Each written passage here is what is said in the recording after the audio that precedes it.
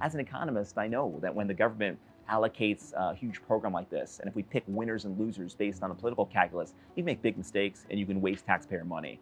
What I try to do, along with the team at Commerce and the White House, is design a program with good governance and transparency, one that will hopefully restore faith in government's ability to do big things.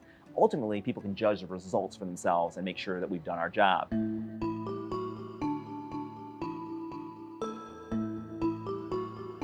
I'm Ronnie Chatterji.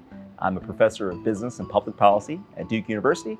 I was formerly the chief economist of the United States Department of Commerce and the White House coordinator for the CHIPS and Science Act. So since the CHIPS and Science Act passed in 2022, we've seen over $150 billion of private sector investment in the United States in semiconductors. You're seeing that in the Inflation Reduction Act as well. A lot of the climate adjacent industries, think wind, solar, carbon capture and storage, green hydrogen, hundreds of billions of dollars of investment have come from the private sector since the Inflation Reduction Act passed.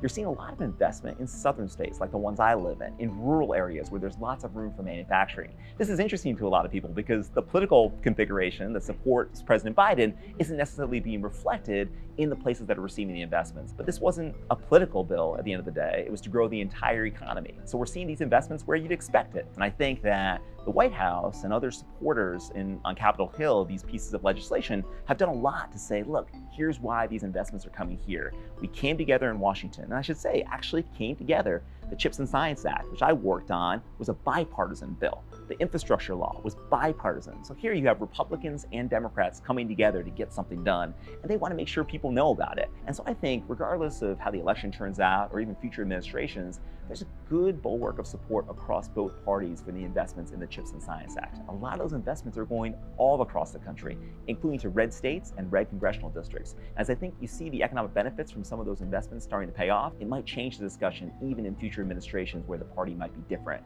So I'm optimistic because I think there's a lot of bipartisan support for these ideas.